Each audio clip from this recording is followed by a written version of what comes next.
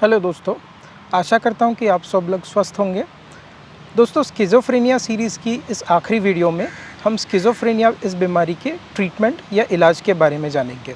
दोस्तों, स्किज़ोफ्रेनिया को एक क्रॉनिक बीमारी माना जाता है, जिसका मतलब ये है कि ये एक लंबे समय तक चलने वाली बीमारी होती है। उदाहरण के लिए, जिस तरह से डायबिटीज़ बीमारी शरीर में कुछ रासायनिक गड़बड़ियों की वजह से होती है, उसी तरह से स्किज़ोफ्रेनिया की बीमारी दिमाग के कुछ रासायनिक गड़बड़ियों की वजह से होती है। और जिस तरह से डायबिटीज़ की बीमारी में ट्रीटमेंट शुरू होने के बाद लक्षण काफ़ी हद तक कंट्रोल में आ जाते हैं, उसी तरह से स्किज़ोफ्रेनिया की बीमारी में भी ट्रीटमेंट शुरू करने पर लक्षण बहुत हद तक कंट्रोल में लाए जा सकते। लेकिन जिस तरह से डायबिटीज़ की बीमारी में ट्रीटमेंट बंद कराने पर कुछ लक्षण फिर से लौट कर आ सकते हैं, उसी तरह से स्किज़ोफ्रेनिया की बीमारी में भी ट्रीटमेंट बंद कराने पर लक्षण फिर से लौट कर आने का खतरा होता है। इसीलिए स्किज़ोफ्रेनिया की ट्रीटमेंट बहुत लंबे समय तक चलती है।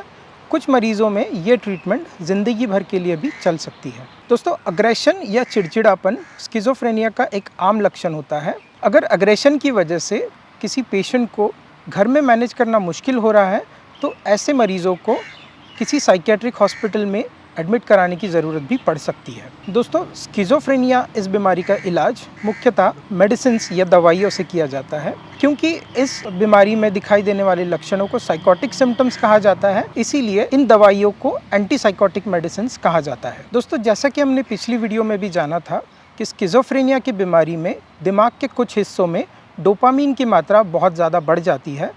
एंटीसाइकोटिक दवाइयाँ इसी बढ़ी हुई मात्रा को ठीक करके लक्षणों में कमी लाती है। दोस्तों, आज स्किज़ोफ्रेनिया की बीमारी के इलाज के लिए बहुत सारी एंटीसाइकोटिक दवाइयों का विकल्प हमारे पास मौजूद है। मरीज़ की डिटेल्ड साइकोलॉजिकल और फिज़िकल जांच के बाद कोई साइकियाट्रिस्ट इन दवाइयों में से सही दवाइयों का चयन करके स्किज़ोफ्रेनिया का इलाज शुरू कर सकते हैं। दवाइयों से इलाज शुरू होने के बाद भी लक्षणों में कमी आने में 2 से 4 हफ्तों का समय लग सकता है। इस दौरान कुछ लक्षणों में थोड़ा आराम ज़रूर मिल सकता है, लेकिन संतोषजनक आराम पाने के लिए ट्रीटमेंट जारी रखना बहुत ज़रूरी होता है। स्किज़ोफ्रेनिया की बीमारी में मरीज़ को बहुत बार अंतर्दृष्टि यानी कि इनसाइट की कमी होती है, जिस वजह से वो बीमारी के अस्तित्व को पूरी तरह से नकार सकते हैं।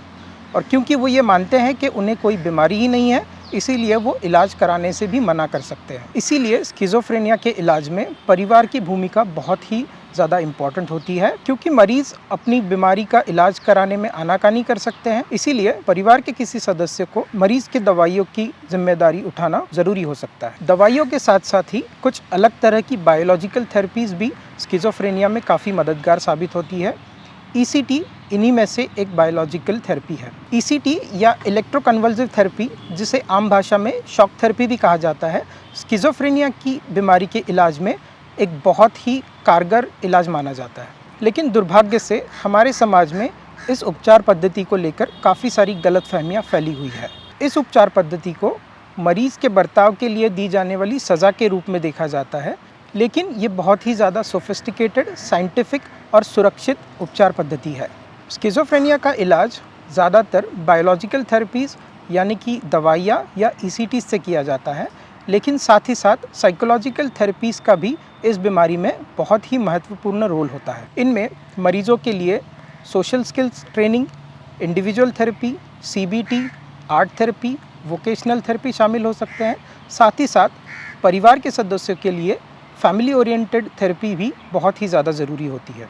दोस्तों, स्किज़ोफ्रेनिया की बीमारी एक गंभीर मानसिक बीमारी है, इसीलिए इसकी ट्रीटमेंट यानी इलाज को भी बहुत ही ज़्यादा गंभीरता से लेना बहुत ज़रूरी है। दोस्तों, स्किज़ोफ्रेनिया की बीमारी के बारे में हमारे समाज में बहुत ज़्यादा अंधविश्वास फैला हुआ है। इसीलिए बहुत बार मरीज़ों के ऊपर झाड़ फूँक का भी प्रयोग किया जाता है, जो कि पूरी तरह से गलत है। जिस तरह से बहुत सारी शारीरिक बीमारियों का इलाज दवाइयों से संभव है, उसी तरह से स्किज़ोफ्रेनिया इस मानसिक बीमारी का इलाज भी दवाइयों से संभव है। दोस्तों, मैं आशा करता हूँ कि स्किज़ोफ्रेनिया सीरीज़ की इन वीडियोस से आपको इस बीमारी के बारे में जानकारी मिली होगी और आपके कई सवालों के जवाब आपको मिले होंगे। दोस्तों, मानसिक बीमारियों की जानकारी से जुड़े वीडियोस देखने के लिए हमारे चैनल द हर्मिटेज को ज़रूर सब्सक्राइब कीजिए।